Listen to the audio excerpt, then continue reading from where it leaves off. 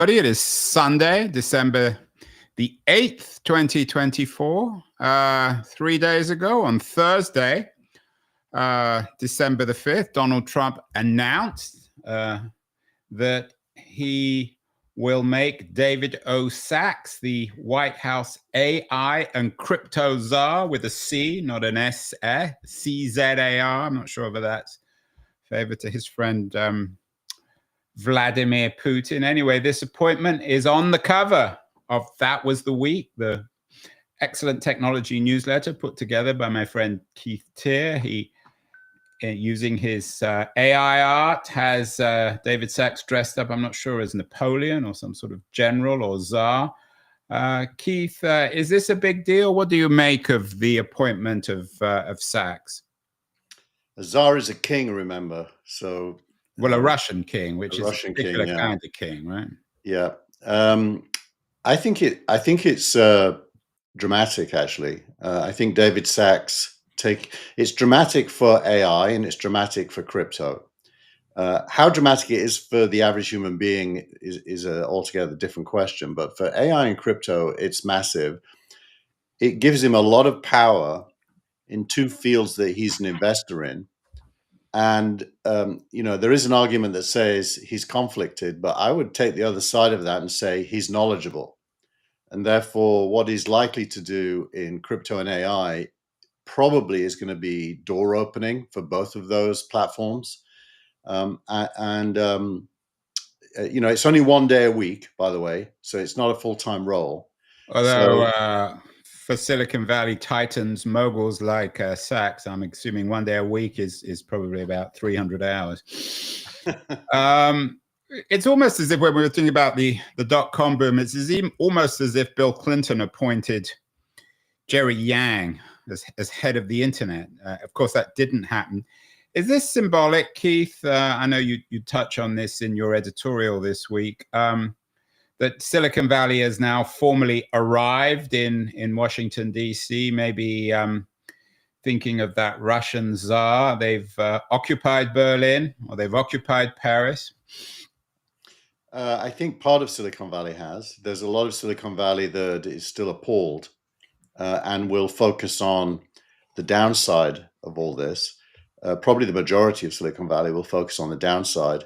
But I think an increasing number of people are focusing on the upside, me included, and I see others doing the same.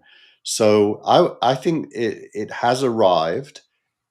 More important than that is that government and industry, the relationship to date has been a lobbying relationship where industry lobbies government, and politicians and industry don't really think together about solving problems.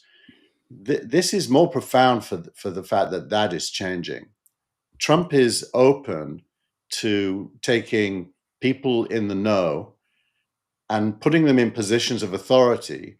Of course, they can't do anything without his approval. Right, although some people might say his expertise is bringing people not in the know to power. Tell me more about Sacks. I know there was an interesting piece a couple of months ago by Simon Cooper, a South African born, or certainly his father was South African, FT columnist, excellent writer, who seemed to think that Sacks and Musk, as ex-South African people, were somehow a reflection of apartheid thinking. I know you strongly disagree with this, but Sacks does have a South African background.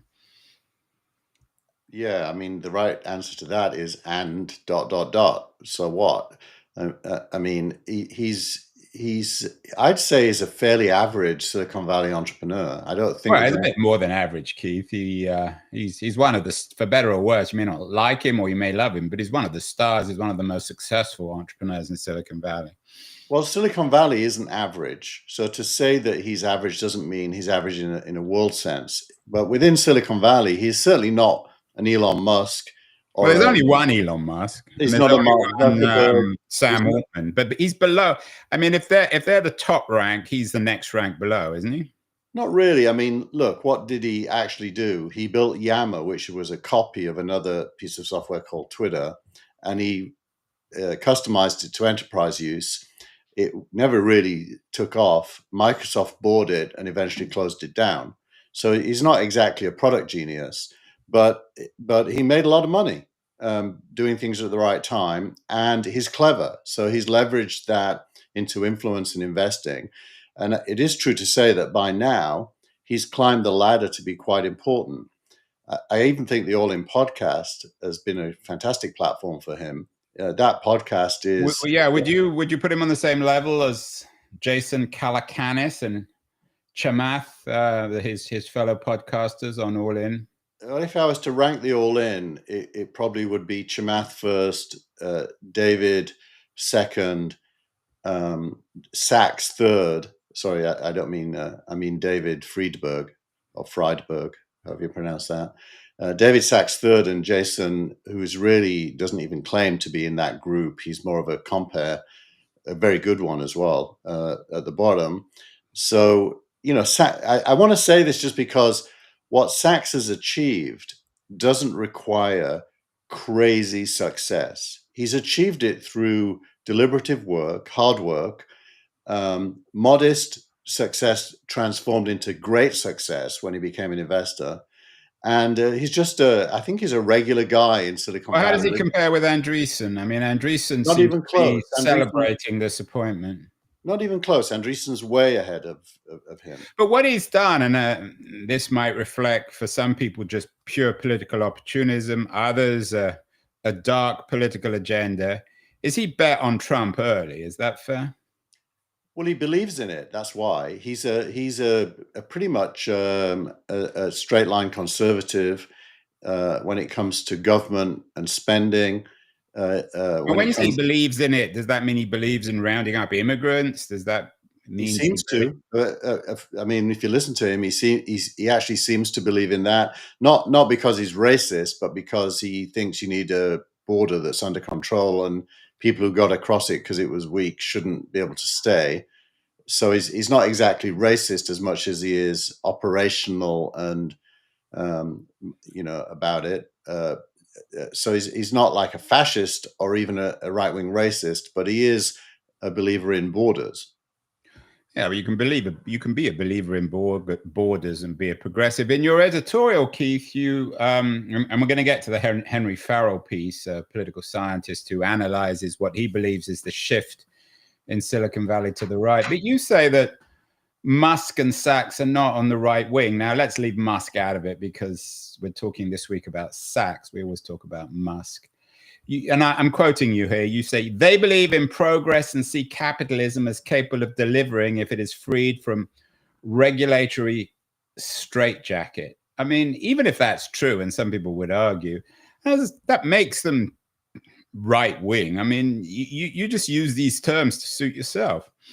Well, I define, firstly, as you know, I don't really like the labels left and right wing. So I was but you're using a bit, you're using it in the editorial. I am, yeah. So, and I'm probably wrong to have done that based on who I am, but I did it anyway. You might be right, Keith. My measure, if those labels were to survive, my measure is all to do with humanism. That is to say, what is the best outcome for human beings? And I don't think anyone who cares about that can be labeled right wing. Now, you can disagree about their journey, their pathway, their plans, their manifesto, or whatever. But if their goal is humanistic, they're not right wing. And humanism is some vague concept. Everyone claims to be a humanist, except a few Marxist French philosophers. I mean, who isn't a humanist? What I mean by humanism is that you want the rising tide to lift all boats, and you don't want the concentration of wealth in a few hands. And you probably see a post-capitalist future driven by AI and automation, but right now that requires capitalism. So would you don't mention Reid Hoffman in this, and there've been a lot of pieces about the money from Silicon Valley going to Harris. Is there any, in your mind, ideological distinction between a Reid Hoffman or a Chris Sacca and a David Sachs? The main difference is the how to get there, not where we're going. So I do think there are differences about how to get there. I was watching Meet the Press this morning, and Trump was interviewed and talking about health, and it occurred to me that he should actually recruit Mark Cuban and Reid Hoffman into his group, because they would contribute something, especially Cuban on health, where Trump's goal is better health delivered more cheaply, which is exactly Cuban's goal. Although I'm not sure Cuban or Hoffman would particularly want to work with JFK Jr., but that's another story. That might be an interesting... It would depend on what influence they had. I mean, I don't think Reid would say no to influence if it was real. So I think the question is it real? And maybe this is a first for this podcast, Andrew, but let's propose it. Bring in Cuban and Hoffman inside the tent and give them some authority. Yeah, I mean, the last thing I read about Hoffman is he was considering leaving the country because he feared retribution. It'll be interesting to see which side of Donald Trump we see, whether it's the revengeful side or the more creative side. It's still way too early to tell. He did, Andrew, just for what it's worth, he did commit this morning on the record to not seek retribution. The exact phrase was, being successful will be the best retribution. Yeah, we will see, Keith. But let's talk about this shift to the right. One of the links you have is Mark Andreessen suggesting that, and I'm quoting him here, big tech spent a decade doing everything possible to be the best conceivable progressive ally. They got treated with utter contempt, pounded daily, crucified in return. He's using some Christian language there. A full rethinking is required. So Andreessen is calling for a Silicon Valley response, or pivot, if you like, to the right. Henry Farrell, a Washington, D.C. based and influential political scientist, has a piece that you linked to. Why did Silicon Valley turn right? So there is a growing consensus that Silicon Valley has turned right. I know you've got these rather odd definitions of what right and left wing is, but something's going on in Silicon Valley. There's something in the political water, isn't there? Yeah, I mean, I think Andreessen's thing you could just take as bitter narrative, but I think the Henry multi-billionaires I never quite understand why a man of Andreessen's power and wealth success should be so bitter, but that's another story. Well, he's basically a child in a man's body when it comes to these fights, and it is what it is. I actually am not against him for being like that. It's honest. It's who he is. And Musk is the same, isn't he? Musk is Andreessen with hair and children. Yeah, but that's fine. But Farrell's a bit different, and what Farrell does is he questions the default narrative, which is that the Valley is reacting against the Democratic Party for being so anti-tech, and he says that something more profound is going on. Yeah, he talks about the end of what he calls, and I'm not sure if this is his term, the Silicon Valley consensus. Yeah, and you do see that. I mean, it's hard in these moments to understand what the future might look like, but the present contains, backward-looking romantics who yearn for a Silicon Valley as it was. I'm a bit one of those. I kind of look back to when I first came here, and I kind of feel good about it, and it feels less certain now. And there's those who look forward to a much more influential, operational, execution-driven. Andreessen's American Dynamism is a good example of that thinking. So in the present, there's a bit of a fight between backward-looking and forward-looking views, and the forward-looking ones are characterized as right-wing. I don't think they are right-wing, but that's how they're characterized. And I think a political framing anyway is wrong. I think it's more of a technical So for framing. you then, coming back to this term right-wing, it's a term for you that's bad, and you seem to think that anyone who believes in progress is good. So what is give me an example of someone who's right-wing. I would characterize, well, firstly, I don't like the label, so it's hard for me to answer. Okay, but let's pretend I do. I associate right-wing with wanting to freeze privilege and protect it. And there are, and this is not a political show, but there are a lot of people who argue that Silicon Valley has arrived in Washington, D.C., Musk, Sachs, Andreessen, and they will use the Trump regime to simply amass more economic power, protect their own privilege, their own monopolies. I mean, that is a credible argument, Keith, isn't it? It may not be right, but there is some evidence for that. Yeah, but when you know these people, Andrew, they don't think about their own privilege at all. They're not kind of kings with a moat and a castle wondering how to survive. They literally are thinking, what can I do next? The dominant thought. Yeah, no, I take that point. But I mean, I think your point earlier is a good one, that the age of Silicon Valley spending money on DC lobbying is finished. So in the old days, Google and Facebook and Amazon would have big offices in DC where they would pay lobbyists to influence government.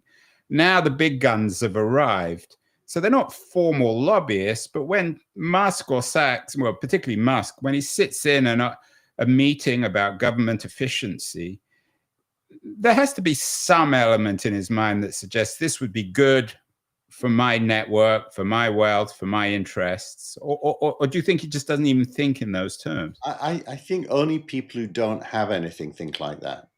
If you have something, you are not defensive. You've learned from your experience that doing things produces value, and you focus on what to do next. And so the whole critique of these people as being self-serving comes from people who have nothing and probably would be self-serving if they were in that position. So you're suggesting that having great wealth makes you less selfish. It's almost not having wealth, having created wealth from doing things. It's very different.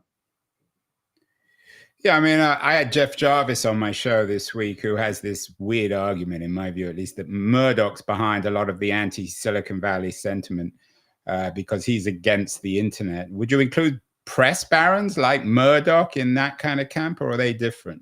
I think the old money, if you will, is much more close to what you described as being self-serving, and Murdoch's definitely part of that. Now, he did build things, and he did get wealthy through building things, but he's not a person who understands how to build the future. So if you can't build the future, but building the future, Keith, sounds like a TED talk. I mean, what exactly does that mean? Well, it means taking all of the advances in human capability and putting them together into new things that serve us collectively. Right, but we've been through so many cycles of this. Well, I'll give you an example, Andrew. Talk about building the future with Facebook. I mean, a lot of people argue that didn't build a particularly good future. Well, I think there's a nuanced understanding there. I mean, look, at the bottom line, Murdoch didn't create YouTube. He didn't create Substack or anything close to those. And he didn't even buy some. I mean, he bought, which one did he buy that failed? Yeah, exactly. So, and Zuckerberg, to his credit, has produced Llama, which is a world-class AI model that you can download for free. So it isn't as if Zuckerberg isn't contributing to the future. He really is. But he also did, 3D face masks that probably represent a dead end, at least for now. Yeah, I mean, well, we all know the one model of Silicon Valley is you fail fast, and you go on to the next thing. I wonder if you took, I'm just thinking out loud here, if you took David Sachs and, say, Reid Hoffman to the Tenderloin in San Francisco and saw these medieval tableaus of armies of people living on the street, drug addicts, crazy people, I wonder what each of their response would be. Would they be responding differently? I mean, San Francisco is a notoriously ungovernable place, and nobody seems to be able to fix this. But how do you think each of them would respond? Yeah, hard question, Andrew. I mean, well, we'll have to do it if Sachs or we'll take them down. I'll offer to drive them. Just to give an attempted answer, I think there's a consensus amongst that group that the cause of San Francisco's Tenderloin is the Democratic administration's reluctance to address it. and so they'd probably start with policies and politics, not the consequence, but the cause. I actually think that's a mistake. I think the cause is even deeper than that, which is to do with where America is at. And to change that, you need to turn around America's fortunes. But I think San Francisco has both local causes, but there are also macro causes. Yeah, well, maybe we'll do a whole show on that. You linked to there's some very, very good pieces in this week's newsletter. One by Clay Shirky. We haven't heard from Clay Shirky for a number of years. He sort of disappeared. I had a few emails with him. He was one of the most influential writers and thinkers within the digital progressive movement. He had an interesting op-ed in the New York Times this week, The Fragility of Blue Sky's Difference. And I'm quoting him here. He said, liberals moving away from X are giving up on the 20th century ideal of a public square. Are progressives falling into the nostalgia trap? I mean, Clay is a progressive, but a very smart one. Are networks like Blue Sky essentially attempts to return to the Twitter of 2008? No. Well, the Twitter of 2008 never existed. Twitter was always pretty open. It's just that the early adopters were technically savvy people. But also there was a lot of agreement, there was agreement about in the old day when I was on it, or at least actively on it. Well, there was agreement about technology. That I don't know if there was any real political discussion in those days, to be honest. But I think Clay Shirky's sentence you read out is the best sentence in the piece. I'm not sure the whole piece really stands up, but that sentence does. And I would question the word progressives. I think it's identitarians, people who are believers in identity politics and believers in seeing the world through the eyes of minorities, not everyone. Can't stand being in Twitter because they get offended that there are different points of view there. And so they're seeking a space where they can meet themselves. Shirky makes the point that, the people they don't like are going to show up sooner or later if it's successful, and they're going to have to deal with it. And so the real underlying question that Shirky puts on the table is, how do you deal with difference of opinion in a world of digital? I mean, I went on Blue Sky because everybody else went on. I have to admit, it's really annoying because it's just echo chamber. I mean, maybe it's the people I follow. I'm not even sure why I follow them, but echo chamber progressivism, not a lot of debate. Let's just quickly go back to Henry Farrell. He's a man of the left. What does he want? Is there anything in his piece that suggests this is what we want? We know what Trump wants. We know what David Sachs wants. We know what Mark Andreessen wants, and they're getting it, certainly for the next 4 years. There is the sort of the reactionary progressives who simply want to go back to 1998 or 2008, which of course is impossible. Farrell seems a little more intelligent. Is there anything constructive in his argument about what progressives should embrace in this new world? I don't think there's anything as precise as a list of things, but there is a kind of a reading between the lines narrative, which is roughly that Democrats need to re-embrace the neoliberal stance, he describes it, on markets and trade. And they need to understand the new intellectual frameworks for thinking about the world and America's place in it, and the role of technology in shaping that in a positive narrative, not a negative one.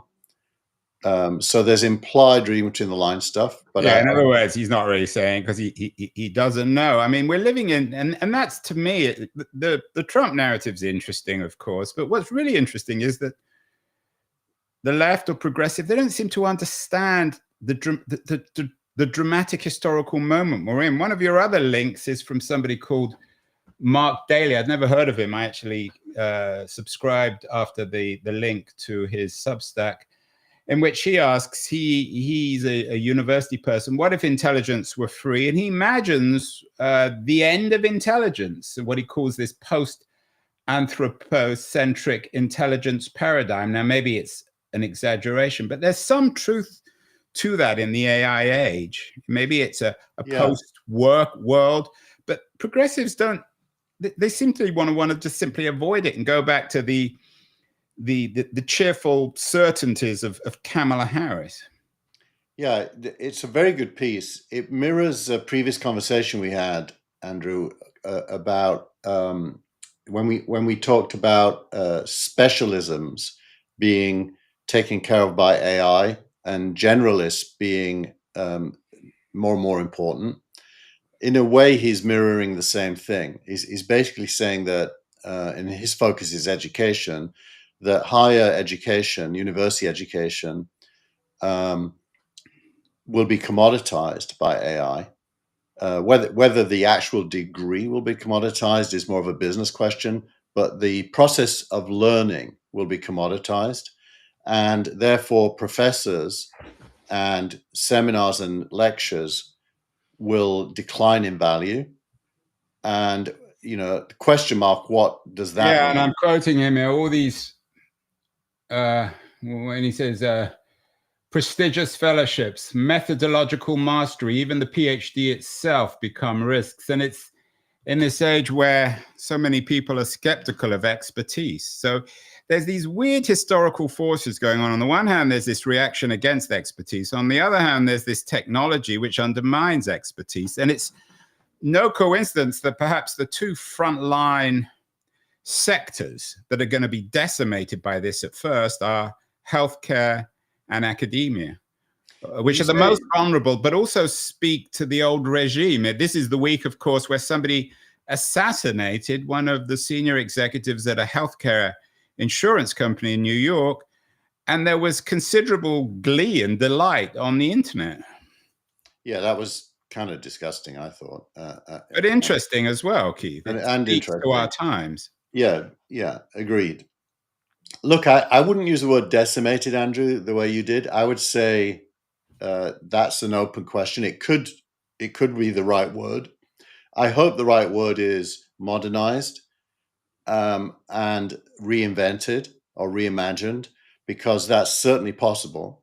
Decimated is what happens in the absence of imagination, where you're just seeking to save costs, and that I do think is Elon Musk's weak blind spot. Is he's more focused on saving money than he is on reimagining and reinventing. But I hope that's wrong. I hope his tech genes kick in and he reimagines and reinvents. And so as I put my finger on the pulse every week and see which way the wind is blowing, I'm looking for signs of modernization, reimagination. And that essay about intelligence certainly contributes towards that, if read in the right way. It could be read in a completely different way as well. I agree.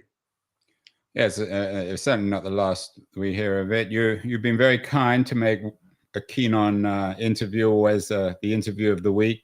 This week I chose Mitchell Baker, who is the woman behind Mozilla. She's an Internet Hall of Famer.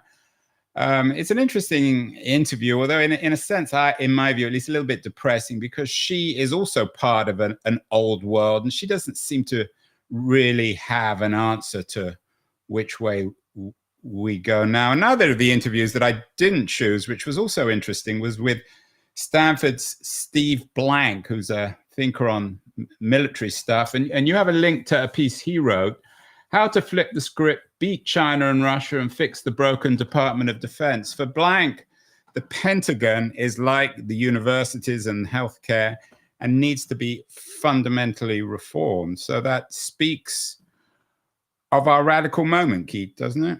It does. And Steve Blank is a super clever guy. I didn't watch your interview. Maybe you can say something about what he said. But people need to watch. I'm not going to give it away. People watch. It was episode 2262, and I entitled it "Steve Blank on How to Hack the 21st Century." In an odd way, I mean, if I was going to be unkind to Mitchell Baker, hers was on how to hack the 20th century. So Blank is basically saying the Department of Defense has to allow civilians to control innovation in warfare, which is kind of interesting. He's basically saying that the permanent secretariat of the Department of Defense and the political heads aren't capable of understanding what's possible. And that in order to succeed, they need to bring in civilians, like Palantir, one would guess, or the other guys, I've got their name, begin with A. Of course, there's Peter Thiel and another, I know you don't like this term, but most people describe them as very right-wing. Yeah, but that's another sign of this big overarching theme of government and industry working together. Well, that's the euphemism, but actually it's just as David Sachs has arrived in DC, it's Peter Thiel and the Palantir guys arriving in DC, arriving in the Pentagon and reshaping it. There's a book actually called Unit X, written by a couple of Silicon Valley-based technologists, which is on the FT shortlist of best business books of the year. I think it's going to win it. It's perfectly timed. It's a very good book about this experiment of creating what they call Unit X within the Pentagon that imports Silicon Valley thinking and technology into how run the Pentagon. But for some people, of course, Keith, this is really chilling. I mean, we rely or we trust government to make the right decisions. Do we want Thiel or Musk or somebody else, Mark Andreessen, to be deciding whether or not we go to war? I don't think they'll be deciding, but I think they'll be contributing thinking to the question of how and what. Not whether to go to war, but how and what with. And you kind of want the minds that are most aware of current possibilities to be answering. The best and the brightest. I remember that term, Keith, from the 60s, Robert McNamara, and it was him and those kind of smart people, quote unquote, who dragged America into Vietnam. Well, look, I'm an unashamed globalist. I don't believe nation states should go to war, and I think the human race would be best served at a global level by figuring out the better use of resources. But I'm also aware that's an idealistic point of view that isn't likely to happen anytime soon. So then you want to make sure the backward-looking trends in the world don't succeed. Yeah, and in a way, it's been such an odd week. Remember all the hysteria over the Arab Spring? Clay Shirky was one of the people who argued that. This week, the Assad Syrian regime collapsed in about a day, and there's no celebration on the left. Zuckerberg isn't claiming victory. Nobody's claiming victory because no one knows what's going to happen next. So we're living in, and I'm usually a bit skeptical of saying these sorts of things, but we're living in particularly, and whether you call it exciting or turbulent times. Well, not to shock our audience, but, and I don't know enough, I'm dangerous in this area, but let's just say my uneducated, instinctive set of thoughts is that Assad is a little bit like a Saddam Hussein, that is to say, a Ba'athist, a secular leader. And the rebels, in quotes, which always you imagine when the word rebel is said, these are good people, better than the people they're replacing. But historically in the Middle East, the rebels have been backward-looking Muslim fundamentalists who, once they get in power, end up creating an even worse situation. I don't know about these rebels. I know nothing about them. But I would certainly want to ask the question, who are they? I'm not saying it could be much worse than Assad. And meanwhile, we've always been warned by the Biden administration of how, and by Trump, of the Iranians and the Russians and Hezbollah, but they don't seem to be able to even maintain the Assad regime. Anyway, this is not a politics. A startup of the week, Keith, and your old friend Elon Musk features here. Of course, his SpaceX is exhibit one in terms of how private organizations are replacing state organizations like NASA. xAI landed $6 billion of new cash to fuel the AI ambitions. Is xAI, is it an also ran here, or is it a real player in the AI race? I think it is. This will shock you, Andrew. And I say this having listened to this week's All In podcast that had two new members, one of whom was highly educated on what's going on at xAI. I think it may be ChatGPT's first genuine replacement. What Musk has done. You're the one who doesn't even believe it. It's conceivable to compete with OpenAI. You've been talking about it as a multi-trillion-dollar company. And Well, nothing I'm saying now probably changes that, but it does mean there may be more than one. What XAI has done by buying 100,000 GPUs from NVIDIA is solved a problem no one else could solve. What happens is these things are neural networks, and what that means is every node has to talk to every other node. So if you have 100,000 nodes, each one has to talk to the other 99,900 in real time. And that's a massive networking communications problem. How do you link them together, and how do you get enough bandwidth that they can talk to each other in real time? Everyone thought it was impossible, and Musk did it in 90 days. No one knows how, apart from the insiders, but it seems like he's successful. And he's now stating that he's going to go to a million nodes, not 100,000. And if he does that, the ability of XAI will be far ahead, one assumes, assuming the scaling laws work, which they may or may not, far ahead of what ChatGPT can do. And everyone else apparently is scurrying around trying to figure out how he did it and whether they can copy it. And also in this context, this comes back to politics. You have a piece from Fortune, which is entitled by Sharon Goldman, OpenAI's Nightmare, What David Sacks's AIs Are and Elon Musk's Wingmen Could Mean for Altman's 157 billion startup. I'm guessing that Altman isn't particularly thrilled with the power of people, certainly Musk and even Sacks. Yeah. What's Altman's doing on the Trump front, and how are they dealing with all this uncertainty? He did a one-word tweet afterwards saying congratulations to Sacks, which I assume means he's got to go and kiss some ass.